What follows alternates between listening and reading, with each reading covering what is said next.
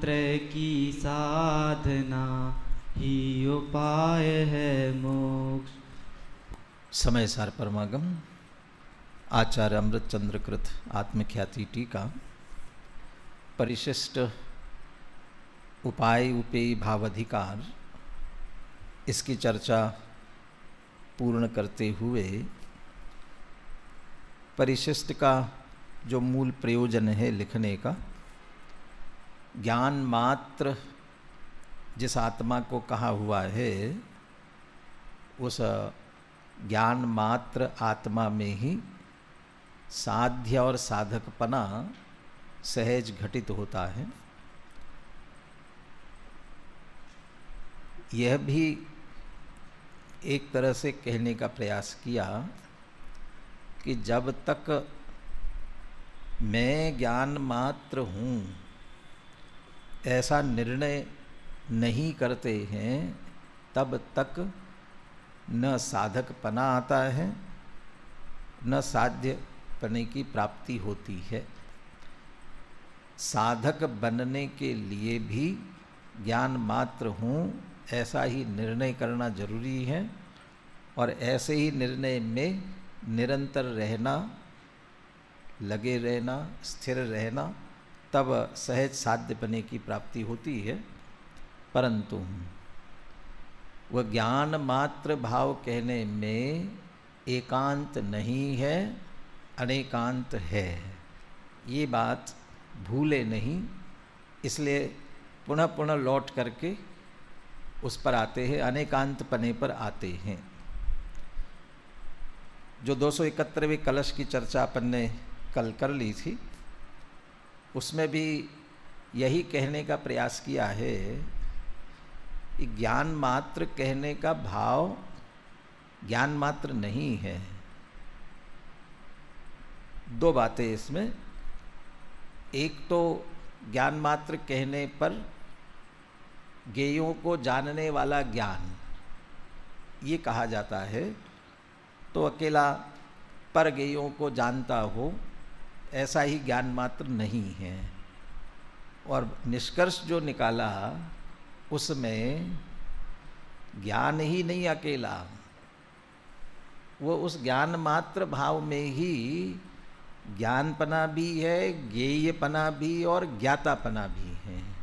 तो उस ज्ञान मात्र को अकेला ज्ञान मात्र मत समझो, उसमें ज्ञाता ज्ञान ज्ञेय पूर्ण वस्तु है। वह ज्ञान मात्र कहने पर वह पूर्ण वस्तु है, परिपूर्ण वस्तु है, और ऐसी परिपूर्ण वस्तु का ही अनुभवन करना है।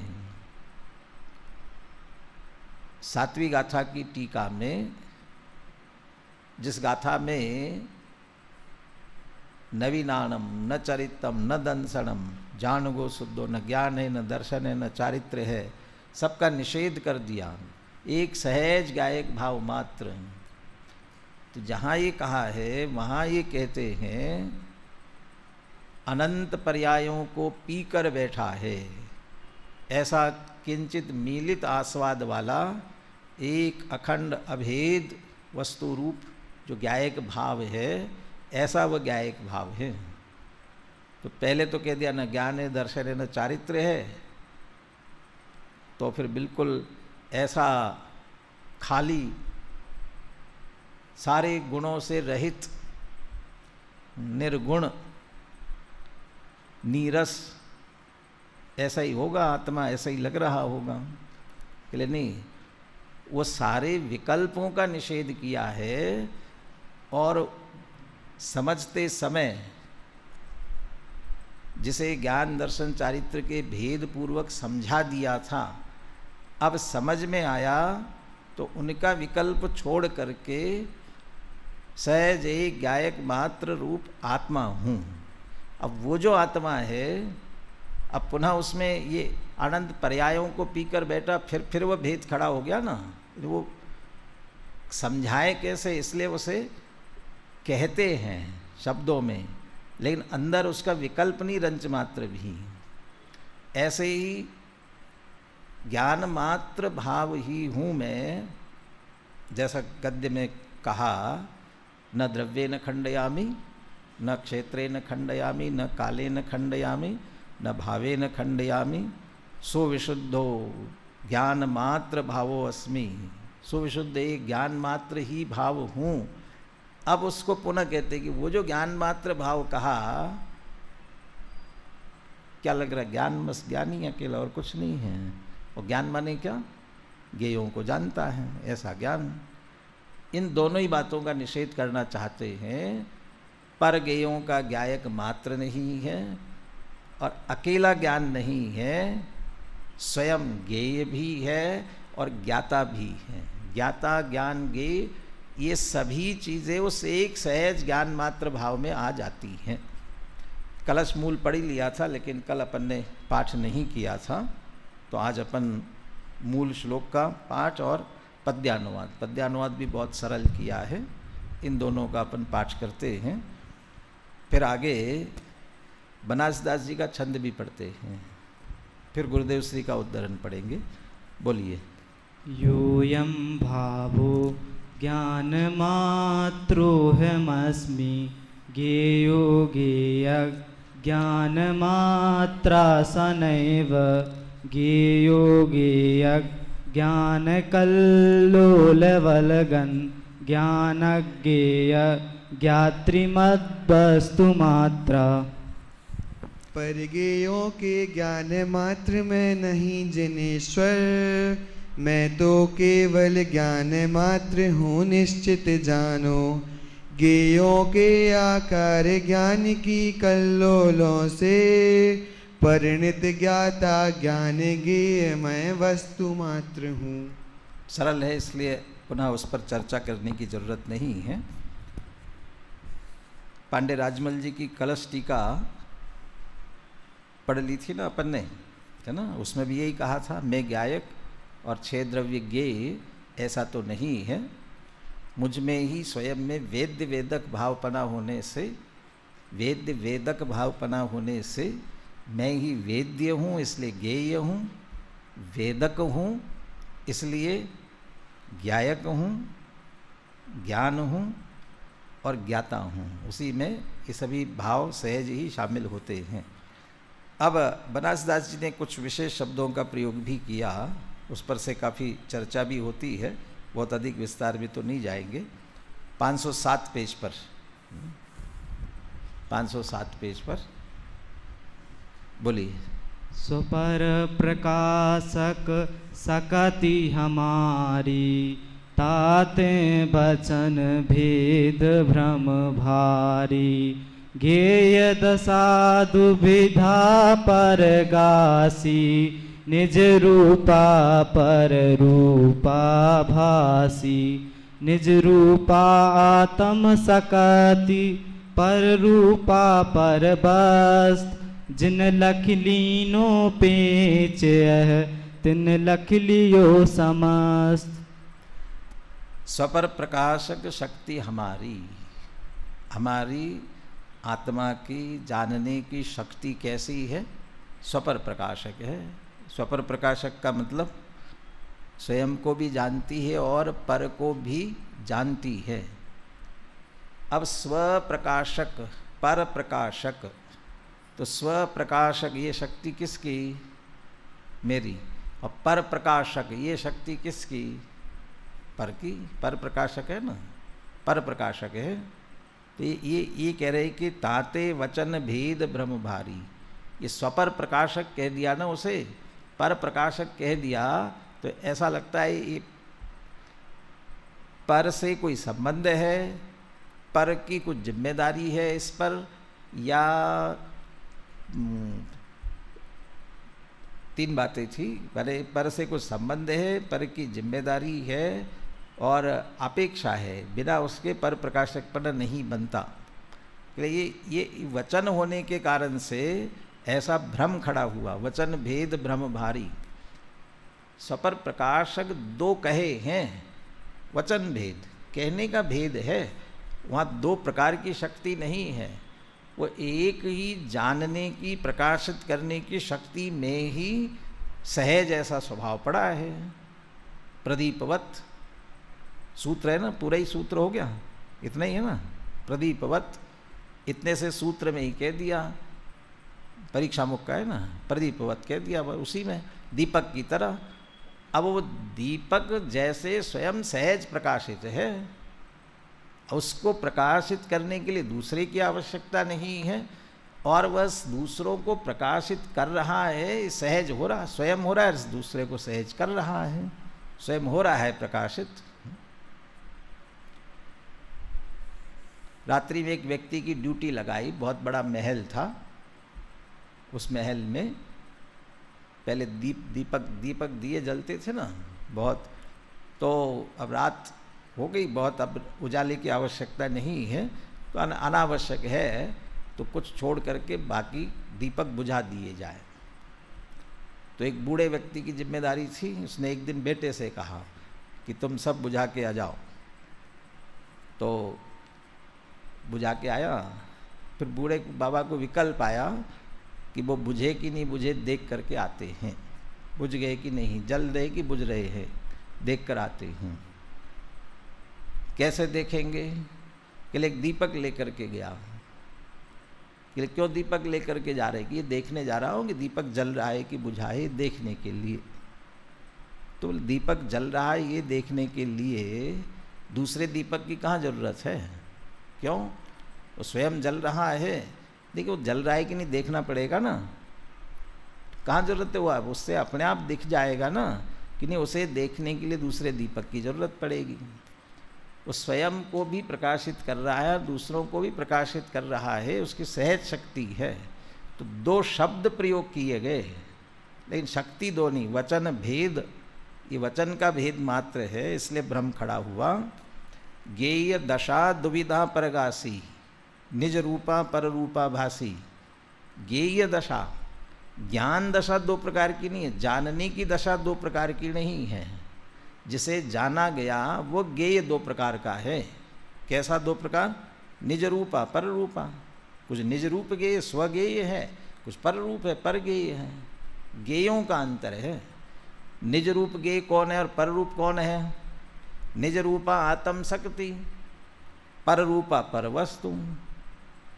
आत्मा की अनंत शक्तियाँ, अनंत शक्ति संपन्न जो आत्मा है वो स्व है, और पर रूपा सारी पर वस्तु जितनी है वह सब पर रूप है।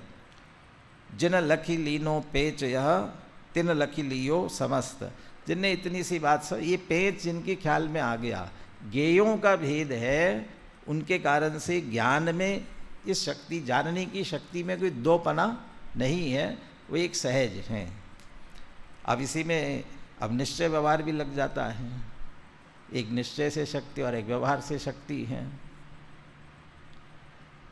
स्वपर प्रकाशक शक्ति निश्चय से कि व्यवहार से, आत्मा की स्वपर प्रकाशक शक्ति ये निश्चय से कि व्यवहार से। तो बहुत सारी विवक्षा कहते हुए ये कह सकते हैं कि निश्चय है ना भाई, बिना किसी पर की उपचार की आवश्यकता किसी के बिना भी स्वयं की सहज शक्ति है, इसलिए स्वयं की है, इसलिए निश्चय है। और दूसरा है ऐसा वास्तविक यथार्थ है, इसलिए निश्चय है। अब इसमें जानती किसको है? वह स्वपर प्रकाशक शक्ति किसे जानती है? अब गेयों में भेद पड़ा, स्व को भी जानती और पर को भी जानती है। अब उसमें गेयों की तरफ से ये भेद पड़ेगा, स्व को जानना निश्चय की व्यवहार, पर को जानना निश्चय की व्यवहार, वो गेयों की अपेक्षा भेद पड़ गया। तो जहाँ जहाँ पर के साथ किसी प्रकार का भी संबंध कहना, उसे व्यवहार कहा है। किसी प्रकार का भी संबंध, चाहे वह एकत्व मत्व का हो, कर्तृत्व भोक्तृत्व का हो, चाहे ज्ञातृत्व का हो, व्यवहार है। तो इसलिए वह पर को जानता है। इतना पर का संबंध यदि कहा गया, उसकी अपेक्षा मात्र व्यवहार कहा जाता है। बाकी जानने का जो स्वरूप है वह अपने आप में निश्चित रूप से यथार्थ ही है। अब जो कलश में कहा गेय ज्ञान कल्लोल वल्गन, गेय ज्ञान कल्लोल वल्गन, और वही उन सबको लेते हुए ज्ञान गेय ज्ञात्रिमात ज्ञात्री मत वस्तु मात्रा ज्ञेया।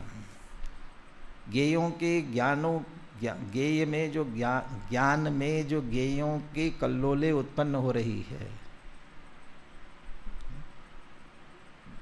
अब ज्ञेयों के कारण से ज्ञान में जो कल्लोले ज्ञेय में नहीं हो रही है, ज्ञेयों के कारण से ज्ञान में जो कल्लोले उत्पन्न हो रही है और उन कल्लोलों से परिणमित जो आत्मा है, इसमें ज्ञान ज्ञेय ज्ञाता ये तीनों बातें घटित हो जाती हैं। अब ज्ञेयों के निमित्त से ज्ञान में जो कल्लोले उत्पन्न हुई, वो ज्ञान की जो कल्लोल है ज्ञेयों के कारण से हुई ना, तो ज्ञेयों की है कि ज्ञान की है वह कल्लोल? किसकी है? ज्ञान की है ना। हवा के निमित्त से समुद्र में लहरें उत्पन्न हुई, वो लहरें समुद्र की है कि हवा की हैं? समुद्र की है। हवा भले निमित्त हो, लेकिन समुद्र की लहरें हैं, समुद्र ही उस रूप हो रहा है। ऐसे ही ज्ञेयों के निमित्त से ज्ञान में जो कल्लोल बने, उनका आकार, उनका प्रतिबिंब, उनका प्रतिभास जो जानना हुआ, वो जो हो रहा है ज्ञान में, वो ज्ञेयों का है कि ज्ञान का परिणमन है? वो ज्ञान का ही परिणमन है। तो वो जो ज्ञान का परिणमन हुआ, तो ज्ञान ने उसे जाना, तो पर ज्ञेयों को जाना कि अपना वो जो ज्ञान का परिणमन है उसे जाना। किसे जाना? तो अपने परिणमन को तो जाना। इसलिए वह स्वयं में जो ज्ञान ज्ञेयों के निमित्त से ज्ञान में उनके जानने रूप जो पर्याय हुई थी, वह कल्लोल, वो वल्गन, वो परिणति। अब वो ज्ञेय की परिणति की ज्ञान की, तो ज्ञान की परिणति है, उसे ज्ञान ने जाना, वो ज्ञेय बना। इसलिए वो स्वयं की पर्याय वही ज्ञेय, जाना स्वयं ने, स्वयं का ही परिणाम, इसलिए ज्ञान, जानने रूप क्रिया, और ये जानने की क्रिया का कर्ता स्वयं है। बल्कि पांडे राजमल जी तो ज्ञान जैसे अनेक धर्मों को धारण करने वाला ज्ञाता, वो द्रव्य रूप से ले रहे हैं, क्योंकि ज्ञान रूप से परिणमित हुआ, बिना द्रव्य के परिणमित नहीं होता, बिना गुण के परिणमित नहीं होता, बिना पर्याय के परिणमित नहीं होता। इसका मतलब ज्ञान गुण का जानने रूप परिणमन हो रहा है, तो उसके लिए द्रव्य भी चाहिए। बिना द्रव्य के न तो गुण हो सकता है, न उसकी पर्याय हो सकती। और वो जो ज्ञान के जानने रूप परिणमन हो रहा है, वो अकेले एक ज्ञान गुण के कारण से नहीं हो सकता है। अकेला एक ज्ञान गुण हो, जानने रूप परिणमित हो जाए, ऐसा हो ही नहीं सकता। सबसे पहले तो उसे होना पड़ेगा, होना पड़ेगा तब तो जानेगा। ज्ञान होगा तब तो जानेगा, होगा ही नहीं तो जानेगा कैसे? और होने के लिए कौन सा गुण चाहिए? अरे होने के लिए कौन सा गुण चाहिए? अस्तित्व गुण चाहिए। ज्ञान को जानने के लिए उसका अपना जो प्रयोजनभूत कार्य है ज्ञान का, जो सम्यक श्रद्धा साथे होए पर भिन्न आराधो, सम्यक साथे होए ज्ञान पे भिन्न आराधो, लक्षण श्रद्धा जान दुहु में भेद अबादो। तो दोनों में जो भेद किया ना कि किसके की लक्षण से, क्या लक्षण है? श्रद्धा और जान, माने जानना। एक का श्रद्धाना और एक का जानना। तो जानना ये लक्षण, ये क्रिया, ये कार्य, ये ज्ञान का अपना अर्थ क्रिया कारित्व, ये वस्तुत्व है। अब जानने रूप परिणमेगा तो द्रव्यत्व तो चाहिए, तब तो परिणमेगा। ऐसा परिणमने की शक्ति चाहिए, तो वीर्य गुण भी चाहिए। तो ऐसा करे सारे ऐसे अनंत धर्मों को धारण करने वाला वो द्रव्य ज्ञाता है। पांडे राजमल जी ने कहा ऐसी अनंत शक्तियों को धारण करने वाला ज्ञाता द्रव्य है।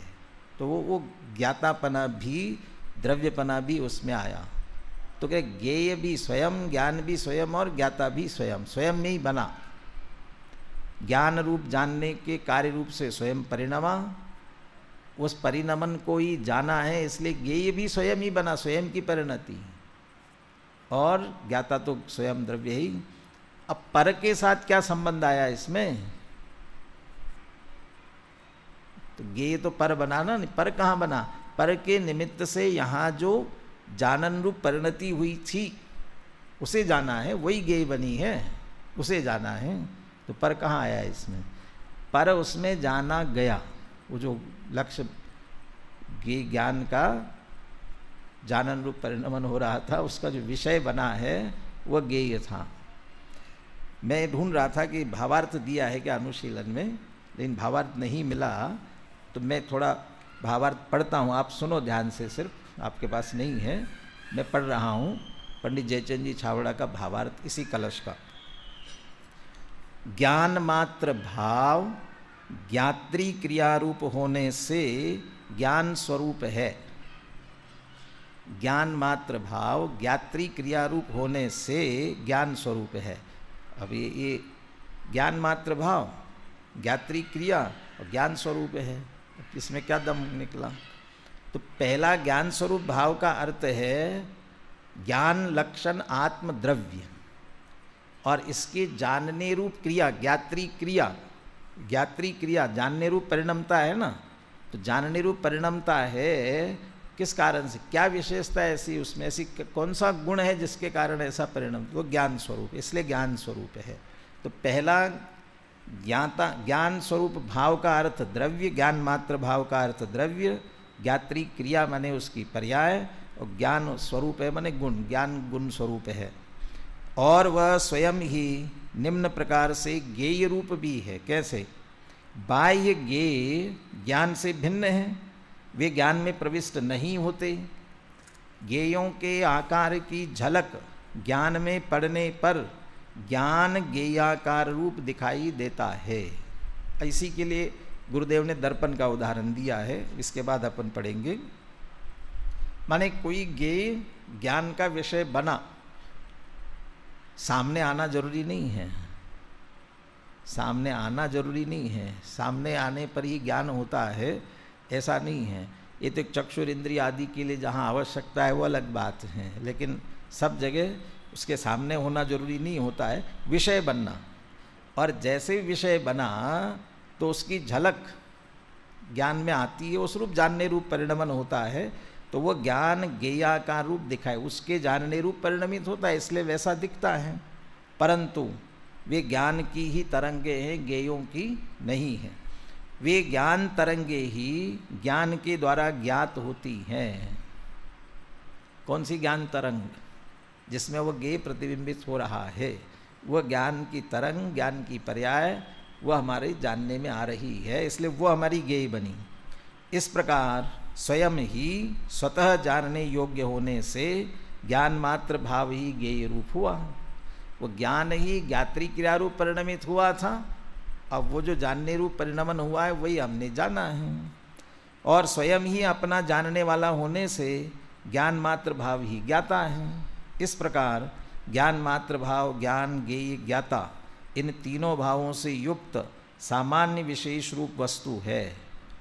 सामान्य विशेष रूप वस्तु, ज्ञाता सामान्य, जानने की परिणति रूप क्रिया विशेष, और एक ज्ञान गुण को अलग करके भी लेते हो तो भी वो विशेष, इसलिए सामान्य विशेषात्मक है।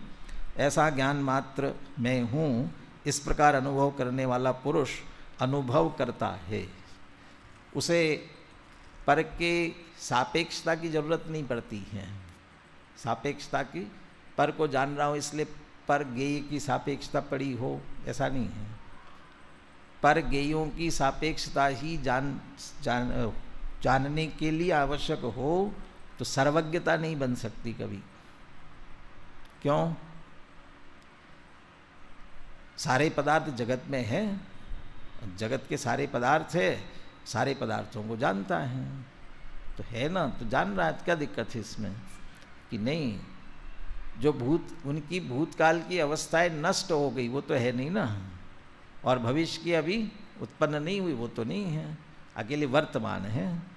तो अकेले वर्तमान को जानता हूँ, तो भूत भविष्य को कैसे जान रहा है? इसलिए कहते हैं कि गेयाधीन नहीं है, गेय के अधीन नहीं है।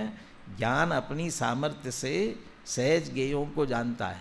तो ज्ञान में जो उनका परिणमन हो रहा है वही स्वयं के जानने में आता है। अब आइए 510 पेज पर। उद्धरण बहुत बड़ा है लेकिन अपन सीधा दृष्टांत से प्रारंभ करते हैं। तीसरा पैराग्राफ या दूसरा। देखो, मिला तो मिला तो देखो ना वहाँ। देखो, दर्पण के दृष्टांत से यह बात समझाते हैं, जिस प्रकार दर्पण के सामने कोयला, अग्नि वगैरह रखी हो तो दर्पण में दिखाई देती है, किंतु वह अग्नि या कोयला दर्पण से बिल्कुल जुदे हैं। दर्पण में तो उन पदार्थों की मात्र झलक दिखती है, वे पदार्थ तो दर्पण में प्रविष्ट नहीं हुए हैं। दर्पण में तो दर्पण की स्वच्छता का ही अस्तित्व है। यदि अग्नि ने दर्पण में प्रवेश किया होता तो दर्पण अग्निमय हो जाता, परंतु ऐसा तो होता नहीं है। दर्पण अपनी स्वच्छता की परिणाम से स्वयं ही अपने से परिणमा है, कोयला या अग्नि का उसमें कुछ भी नहीं है। तो हमेशा प्रतिबिंब अपन देखते हैं, तो जो भी प्रतिबिंब दिख रहा है तो वहाँ वो वस्तु उसमें दिखती है ना, कहाँ दिखती है ना उसमें, तो वस्तु कहाँ दिखती है, प्रतिबिंब दिखता है। तो वो जो प्रतिबिंब है वो वस्तु का है कि दर्पण का है, प्रतिबिंब। तो प्रतिबिंब तो वस्तु का ही कहलाएगा ना, वस्तु का तो कहलाएगा, लेकिन वह परिणमन उस वस्तु का है कि दर्पण का स्वयं का है। दर्पण का स्वयं का है, वस्तु ने तो दर्पण में प्रवेश ही नहीं किया है। यदि प्रवेश कर जाए तो दर्पण वैसा हो जाए, लेकिन वैसा होता नहीं है। क्यों दिख रहा है, क्यों प्रतिबिंबित हो रहा है, क्योंकि उसकी स्वच्छता है ऐसी, वो स्वच्छता का ही सहज ऐसा परिणमन है। तो ये उसके स्वयं का स्वयं परिणमन है। इस उदाहरण से क्या कहना चाहते हैं, इसी प्रकार भगवान आत्मा स्वच्छ चैतन्य दर्पण है। उसके ज्ञान में जो गेयों के आकार की झलक है, उस झलक के पड़ने पर, वो झलक का मतलब यहाँ वो झाई सी पड़ गई, प्रतिभा आभास सा हो गया, ऐसा नहीं है। वो विषय बना, झलक पड़ने का मतलब विषय बना। आप अभी बैठे बैठे जिसका स्मरण करोगे तो आपके वो धारणा ज्ञान, मति ज्ञान, उस मति ज्ञान का वो विषय बना ना, उसकी झलक आपको दिख गई, अरे वो आपका विषय बना। उस समय आपका ज्ञान उस गेय के जानने रूप परिणमित हुआ, इसका नाम गेयाकार हुआ। उस झलक के पड़ने पर ज्ञान गेयाकार दिखाई देता है। ज्ञान के सामने जैसे गेय होते, वो सामने शब्द बार बार आता है, वो दर्पण के उदाहरण की दृष्टि से। तो आपके मन में जो विकल्प आया वो भी आपके सामने ही आया है। गेय होते हैं, उसी प्रकार की विशेषता रूप से अपनी ज्ञान की दशा होकर उन गेयों को जानती है। इससे ऐसा प्रतीत होता है कि ज्ञान गेयाकार हो गया है, परंतु ज्ञान गेयाकार होता नहीं है, बल्कि ज्ञान के ही कल्लोले हैं, ज्ञान की ही दशाएं हैं, गेयों का उसमें कुछ भी नहीं है। बहुत बड़ा दर्पण लगा हो, उस दर्पण के सामने बहुत बड़ा मोर खड़ा हो, मोर पूरा का पूरा दर्पण में प्रतिबिंबित हो रहा हो, तो भी इस मोर में से दर्पण में कुछ भी नहीं गया है, थोड़ा सा भी। एक रंग के कितने सारे उसमें रंग है, उनमें से एक रंग का कण भी उसमें गया नहीं है। तो फिर अंदर जो बन रहा है वो किसका परिणमन है? तो दर्पण का ही स्वयं का उस रूप परिणमन है। ये इससे संबंधित तो बात इतनी सी ही है, फिर भी थोड़ा पढ़ते हैं और आगे। अपनी ऐसी अस्तित्व की महिमा जाने बिना तो दया दान व्रत तप कर करके शरीर को सुखा लेता है, तो भी रंच मात्र भी धर्म नहीं होता। अपने स्वरूप की महिमा के बिना धर्म की क्रिया हो ही नहीं सकती। देखो, इस सब कथन का सारांश यह है कि जानने योग्य पर पदार्थ पर में रहते हैं, जानने वाला जानने वाले में रहता है, जानने वाला ज्ञाता स्वयं ज्ञान रूप होता हुआ स्वयं को ही जानता है। इस प्रकार आत्मा स्वयं से ही जानने योग्य है, ज्ञान मात्र भाव ही स्वयं का गेय है। पर पदार्थों को गेय कहना तो व्यवहार है, क्योंकि स्वयं की उस ज्ञान की परिणमन की पर्याय को स्वयं ने जाना है, तो स्व को ही जाना। इस दृष्टि से स्व को जाना, पर को नहीं जाना। लेकिन ये पर है ऐसा जो निर्णय किया, जो पर को पर जान करके निर्णय किया ना, इसलिए पर भी जानने में आया, विषय बना है उसका। जैसे एक वो प्रसिद्ध उदाहरण चलता है ना, अलाउद्दीन खिलजी ने पद्मिनी को देखा कि नहीं देखा, देखा था कि नहीं देखा था। अलाउद्दीन खिलजी तो कहता है मैंने पद्मिनी को देखा, और पद्मिनी कहती है कि अलाउद्दीन खिलजी ने मुझे देखा ही नहीं। कौन सही है दोनों में से? तो दोनों सही है। तो अलाउद्दीन खिलजी कैसे कहता है पद्मिनी को देखा, मुझे दिख रही है ना? तो पद्मिनी जब दिख रही है तो पद्मिनी कैसे कह सकती कि वो देखा ही नहीं मुझे उसने? क्यों कह सकती? वो तो कहे मैं तो पर्दे के आड़ में थी, तो मुझे देख ही नहीं सकता था वहाँ। तो फिर क्या देखा कि सामने दर्पण लगा था, उस दर्पण में प्रतिबिंब पड़ रहा था, वो प्रतिबिंब उसने देखा। अब वो जो प्रतिबिंब है वो पद्मिनी का है कि नहीं है? पद्मिनी कहती मेरा कहाँ है, मैं तो यहाँ बैठी हूँ, मेरा नहीं है। तो किसका है? वो दर्पण का है। उस दर्पण को उसने देखा, लेकिन दर्पण को तो देखा, लेकिन दर्पण उस समय किस रूप परिणमित हो रहा था कि वो पद्मिनी के प्रतिबिंब रूप हो रहा था, लेकिन वो दर्पण का परिणमन था। अब ये दोनों बातें अपनी अपनी जगह सही है ना, तो इसी को कहते हैं कि उसने देखा, इसी को कहते हैं नहीं देखा। तो दोनों बातें हैं। ऐसे ही आत्मा पर को जानता है, आत्मा पर को नहीं जानता है। दोनों बातें अपनी अपनी जगह पूरी तरह सही है। जो कहता है आत्मा पर को जानता है, उसका अर्थ है जो पर ज्ञान की पर्याय में ज्ञेय रूप, ज्ञेयाकार रूप बना है, वो ज्ञान का परिणमन उस ज्ञेय का था ना, उसके निमित्त से बना था ना, उसको जाना है। इसलिए वो पर जो विषय बना, वो यहाँ दो विवक्षाएं हैं, ज्ञानाकार ज्ञेयाकार। ज्ञान का ही ज्ञेय रूप परिणमन, दर्पण में पद्मिनी का दिखना, दर्पण उसी को दर्पण कहते हैं और उसी को पद्मिनी कहते हैं। दोनों अवस्थाएं एक की ही दो विवक्षाएं हैं। ऐसे ही चूंकि ज्ञान उस ज्ञेय को जानने रूप परिणमित होता है, जिसने ज्ञेय को मुख्य किया वो कहता है ज्ञेय को जाना, और जिसने कहा वो ज्ञेय भले ही विषय बन रहा हो, परिणमन तो ज्ञान का ही है ना, ज्ञान तो ज्ञान रूप रहा, तो उसने उस ज्ञान को मुख्य किया, वो कहता है ज्ञान को जाना, उसको जाना ही नहीं। तो इसी का नाम है पर को नहीं जानता, और इसी का नाम है पर को जानता है। वचन भेद भ्रम भारी, तो ये वचन भेद से भ्रम है। विवक्षा से समझ ले तो कोई झगड़ा नहीं। अब कोई एक विवक्षा पकड़ करके बैठोगे तो दूसरी विवक्षा बैठेगी नहीं। निषेध ही करने की भावना से कहोगे कि जानता ही नहीं है, तो फिर बात बैठेगी नहीं। और कोई ये कहे पर कोई जानता है, तो ये विवक्षा नहीं बैठती है। इसलिए दोनों विवक्षा बराबर समझना चाहिए। जानने की जो प्रक्रिया है वो वैसी ही है। उस जब तक उस ज्ञेय पदार्थ सामने आने से विषय बनता ही नहीं है, चाहे जितना ज्ञेय पदार्थ सामने हो। उपयोग में जब तक उसका आकार नहीं बनेगा तब तक तो हमारे उपयोग का ही परिणमन है ना। पदार्थ कितना भी सामने रहे, हमारा उपयोग जब तक उस रूप परिणमेगा नहीं, माने उस ज्ञान में उसका आकार नहीं बनेगा, तो इसका मतलब हम अपने आकार को जानते नहीं। गेय तो सामने पड़ा रहे कितना भी, कहाँ जानते उसे? हमारा जब उस रूप आकार बनेगा तभी हमारा जानना हो सकेगा। ये तो आँखों के जानने की प्रक्रिया में भी ऐसा कहते हैं। मैं आपको देख रहा हूँ ना, कहते आपको देख ही नहीं रहा हूँ।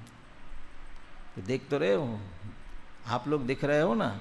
कहते नहीं, आपको नहीं देख रहा हूँ।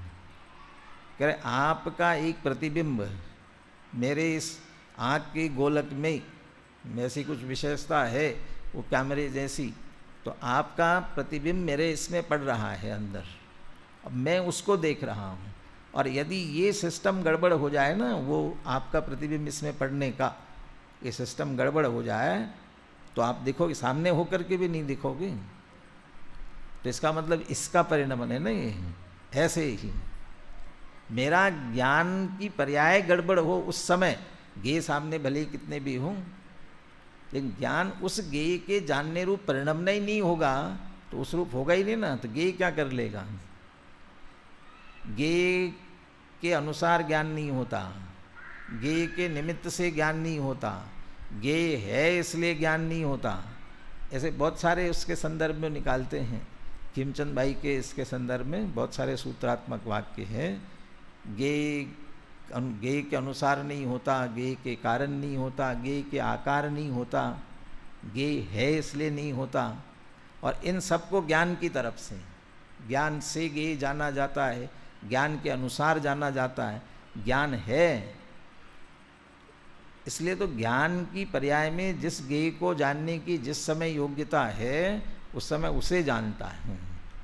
गे के अधीन है ही नहीं बिल्कुल भी रंच मात्र भी। इसलिए कह रहे कि ज्ञान, गे, ज्ञाता, ये जो सारी विशेषताएं हैं वो सब अपने में ही है, बाहर में रंच मात्र भी किसी में नहीं है। तो इस तरह से चलिए 2-3 पैराग्राफ गुरुदेव के और हैं। पर के साथ परमार्थ से आत्मा का कोई संबंध नहीं है। जो जानने में आता है वे ज्ञेय के प्रतिबिंब आत्मा की ही दशाएं हैं। जानने वाला ज्ञाता भी स्वयं, ज्ञान भी स्वयं ही है। ज्ञान, ज्ञाता, ज्ञेय तीनों एक रूप हैं। अंतर में दृष्टि डालने पर ऐसे 3 भेद आत्मा के नहीं ठहरते। ज्ञाता, ज्ञान, ज्ञेय के भी 3 भेद नहीं होते। ऐसा ज्ञान मात्र भाव मैं हूँ, ऐसा अनुभव करने वाला पुरुष ये अनुभव करता है कि ज्ञाता भी मैं हूँ, ज्ञान भी मैं हूँ और ज्ञेय भी मैं ही हूँ। ऐसा अनुभव होना ही धर्म है। ऊपर ये कह दिया भेद नहीं ठहरते, लेकिन उस जानने वाले, अनुभव करने वाले को पता है कि सब कुछ मुझ में है। बाहर से द्रव्य भी मैं, पर्याय भी मेरी ही है, मेरी ही पर्याय मेरे द्रव्य में से आ रहे और मैं अपने स्वयं को जान रहा हूँ। देखो यहाँ सामान्य विशेष दोनों को एक साथ लिया है क्योंकि प्रमाण ज्ञान कराना है। प्रमाण ज्ञान में वस्तु त्रिकाली सत, इसकी शक्तियाँ त्रिकाली सत हैं और इसकी वर्तमान पर्याय, इन तीनों को ही आत्मा कहा जाता है। इसमें शरीर, मन, वाणी, कर्म, विकार आदि नहीं आता। तो ज्ञाता, ज्ञान, ज्ञेय ये सब मेरी है। ज्ञान मात्र कह दिया तब, तो ज्ञान मात्र जब कहा तब उसमें से द्रव्य स्वभाव को हमने मुख्य किया। द्रव्य दृष्टि करने के लिए द्रव्य स्वभाव को मुख्य किया। बाकी चीज़ें गई नहीं उसमें से, है उसमें। और उस द्रव्य स्वभाव को मुख्य करके उस द्रव्य का हम अनुभव करते हैं और जिस द्रव्य का हम अनुभव कर रहे हैं उसमें सब हैं। और ये सब है ये हम जानते हैं अच्छी तरह, ज्ञान में है, ध्यान में माने ख्याल है, धारणा ज्ञान में समझ लो, स्वीकार है हमें। परंतु अभी हमें उस पर लक्ष्य नहीं देना है, उस पर दृष्टि नहीं देनी है। दृष्टि एक अभेद अखंड की करनी है और जो ऐसा करते हैं उन्हें ही वास्तव में अनुभव होता है। इस तरह ज्ञान मात्र भाव में ये सभी तीनों घटित होते हैं। अब इसकी चर्चा करने के बाद अब इसी भगवान आत्मा के अनेकांतात्मक स्वरूप को स्पष्ट करने वाले 3 छंद आचार्य अमृतचंद्र लिखते हैं। अभी अनेकांतात्मकपना छूटा नहीं है। अभी ज्ञान मात्र अनुभवन की बात की, फिर वो अनेकांत की तरफ आ रहे हैं। तीनों कलश सामान्य अर्थ कर लेते हैं, फिर विशेष बात करेंगे। क्वचित लसति में चकम, क्वचिन में चकामे चकम, क्वचित पुनरमे चकम, सहज में वतत्वम मम, तथापि न विमोहयत्यमल मेधसां तन्मन, परस्पर सुसंगत प्रकट शक्ति चक्रम स्फुरत। एक ही करते हैं, बहुत समय हो जाएगा, फिर तीनों को लेंगे तो। कैसा है वह आत्मा? दूसरी पंक्ति, सहजमेव तत्वम मम, सहजमेव तत्वम मम, मम तत्वम सहजमेव, मेरा तत्व सहज है। और उस सहज में बहुत सारी बातें हैं। अंतिम पंक्ति, परस्पर सुसंहत प्रकट शक्ति चक्रम स्फुरत, परस्पर सुसंहत प्रकट शक्ति चक्रम, परस्पर एक दूसरे से अच्छी तरह से जुड़े हुए और प्रकट रूप से ऐसी शक्तियों का समूह निरंतर स्फुरायमान हो रहा है, जिसको 47 शक्तियों से पहले उछलती हुई शक्तियाँ कहा था। निर्मलता का परिणमन उनका उछल रहा है। वे जो सारी शक्तियाँ हैं परस्पर एक दूसरे से अच्छी तरह से सुसंगत है। ये परस्पर सुसंगत क्यों कहना चाह रहे हैं? इसलिए कह रहे हैं, ऐसा लगता है कि ये किधर भाग रहा है, किधर भाग रहा है, एक दूसरे के बिल्कुल विरुद्ध है। अब विरुद्ध है तो एक साथ कैसे हो सकती है, लेकिन एक साथ एक वस्तु में है। आगे के 2 कलशों में कहेंगे, यही तो अद्भुतता है, यही अद्भुत वैभव है। क्या कह रहे हैं? क्वचित लसति मेचकम, किसी अपेक्षा देखे तो मेचक है, अनेक रूप है, अनेक आकार है, अनंत गुण, अनंत धर्म, अनंत शक्तियाँ उसमें हैं। और क्वचित मेच, अमेचक पहले आया नहीं आया? अच्छा, पहले मेचका मेचकम ले लिया। क्वचित मेचका मेचकम और क्वचित पुनर अमेचकम, लेकिन पहले अमेचक वाली बात पहले ले लीजिए। क्वचित पुनर, अच्छा क्वचित माने कभी कभी, कभी कभी वो मेचक हो जाता है, कभी कभी अमेचक हो जाता है, और कभी कभी मेचका मेचक हो जाता है। माने कभी वह अनेक आकार हो जाता है। एको हम बहुत श्याम, मैं एक ही हूँ, बहुत हो जाऊँ, बहुत हो जाता है। और फिर उसकी इच्छा हो जाती है फिर मैं एक हो जाऊँ, तो फिर एक हो जाता है। ऐसा एकाकार अनेकाकार। क्वचित कभी, ये क्वचित शब्द जो है वो कभी वास्तव में कभी नहीं है, किसी अपेक्षा, किसी अपेक्षा। तो जब हम उसके अनंत गुणों का विचार करते हैं तब वैसा भाषित होता है। तो कभी माने जब हमारी दृष्टि भेद की मुख्यता से जानती है तब, गुण भेद से जानती है तब क्वचित, उस समय कभी। और जब हम अभेद दृष्टि से, द्रव्य दृष्टि से देखते हैं तो अमेचक, एक आकार दिखाई देता है। लेकिन वस्तु स्यादवाद अनेकांतात्मक एक साथ दोनों है ना, तो प्रमाण दृष्टि, तो प्रमाण दृष्टि से देखते हैं। जब हम प्रमाण दृष्टि से देखते हैं तो कभी मेचका मेचक, एकाकार अनेकाकार युगपत उस प्रमाण दृष्टि से दिखता है। क्वचित मेचका मेचकम, तो ये तो बहुत गड़बड़ करता है। और जो इतना जानता है ना, उसकी बुद्धि तो भ्रमित हो जाती होगी। कभी एकाकार, कभी अनेकाकार, कभी एकाकार अनेकाकार, और उनके लिए शब्द दिए मेचक अमेचक, तो मेचका मेचक, मेचका मेचक, तो पागल हो जाता होगा। कहते नहीं, तथापि न विमोहति, फिर भी विमोहित नहीं होता है, परेशान नहीं होता है, भ्रमित नहीं होता है। किस कारण से? अमल मेधसाम तन मनाह, अमल मेधसाम, जिनकी बुद्धि निर्मल हुई है। अब निर्मलता किसके कारण से आई? अपनों पीछे जाइए। साद्वाद दीपित लसन महसी प्रकाशे, साद्वाद के प्रकाश के कारण से हुई है। साद्वाद कौशल सुनिश्चल संयमाभ्याम, साद्वाद की कुशलता, सुनिश्चल संयम, ये साद्वाद की कुशलता है। और ये अधिकारी प्रारंभ से साद्वाद की शुद्धि की दृष्टि से लिखा गया है। तो उस साद्वाद के द्वारा जिनकी बुद्धि अच्छी तरह से निर्मल हो गई है, चित्त में जितनी शंकाएं, जितने ननु नच, क्या कहते हैं वो, लेकिन किंतु बट परंतु, वो जितने थे ना, वो सब सारी विवक्षा स्पष्ट कर दी ना। ऐसा कैसे, ऐसा कैसे, क्या किसकी विवक्षा है? और यहाँ तीनों विवक्षा ले ली ना, द्रव्यार्थिक नए, पर्यायार्थिक नए, दोनों एक साथ प्रमाण। माने बहुत अच्छी तरह से जिसने समझ लिया और निर्णय कर लिया, साद्वाद से जिसकी बुद्धि निर्मल हो गई है, ऐसे अमल मेद साम तन मना, उनका मन न विमोहित, विमोहित नहीं होता है, बल्कि उन्हें परस्पर सुसंहत प्रकट शक्ति चक्रम स्फुरत, उनका मन कैसा है कि जहाँ पर अनंत शक्तियों का समूह स्फुरायमान हो रहा है, ऐसा मन, मनाह चक्रम, चक्र सहित स्फुरत, स्फुरायमान हो रहा है, ऐसे उनके बुद्धिमानों का मन विमोहित नहीं होता। ऐसी अनेकांत की अद्भुतता 2 कलशों में और आगे कहेंगे। एक ही कलश का अनुवाद पढ़ के अपन पद्यानुवाद के साथ दोहराते हैं। मेरे आत्म तत्व का ऐसा ही स्वभाव है, कभी तो वह मेचक अनेकाकार अशुद्ध दिखाई देता है। तो अनेकाकार में अशुद्धता क्यों आ गई? अनंत गुण है।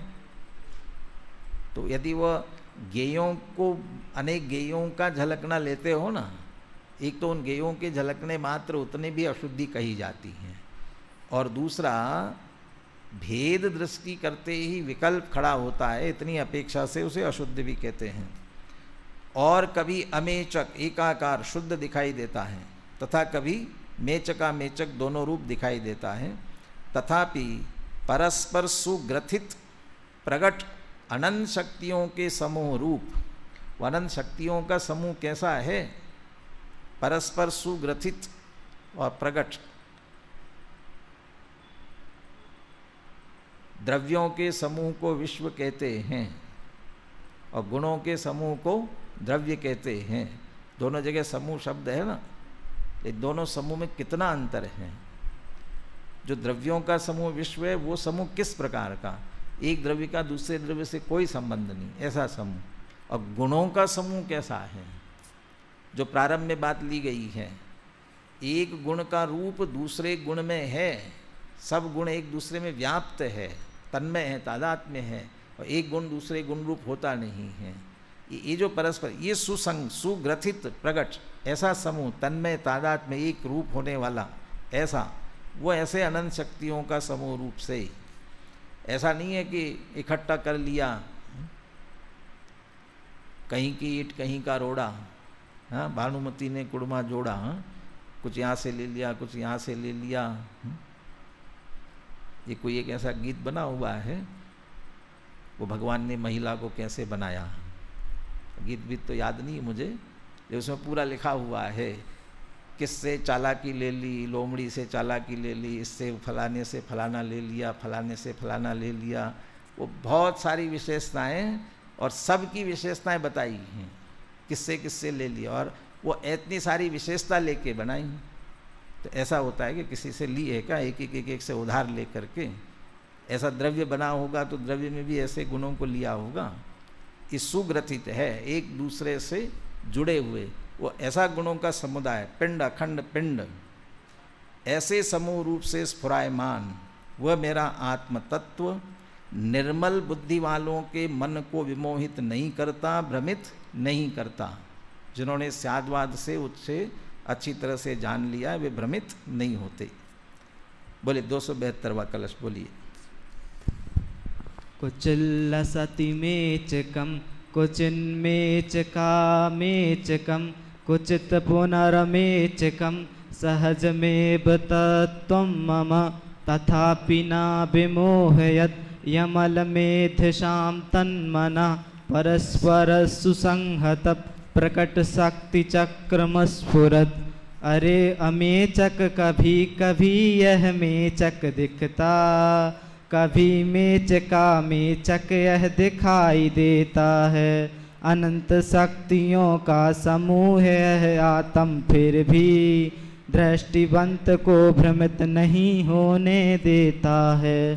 तो हम भी अपनी दृष्टि को बराबर स्याद्वाद से निर्मल करते हुए अपने ज्ञान मात्र भाव का अनुभव करें, इसी मंगल भावना के साथ।